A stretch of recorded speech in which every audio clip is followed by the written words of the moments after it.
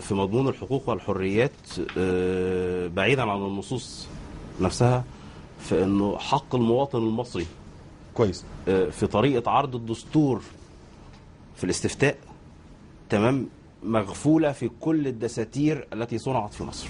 مش فاهم. بمعنى آخر انه في العالم كله طريقة الاستفتاء واحدة من ثلاثة: يا إما بيخرج الاستفتاء بالكلية كده بنفس الحالة اللي بتحصل في مصر، بتبقى قدام خيارين نعم أو لا، يا إما بيخرج لي الاستفتاء مادة مادة، يا إما بطريقة الحزم.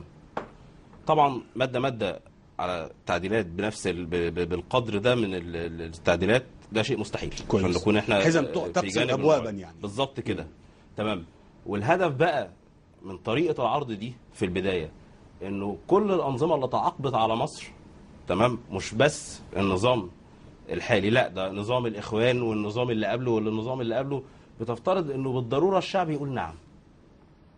وبيفضل هنا الشعب قدامه سؤال واحد: لو كانت النتيجة لا، حضرتك هتعرف منين اللي عاجبني واللي مش عاجبني؟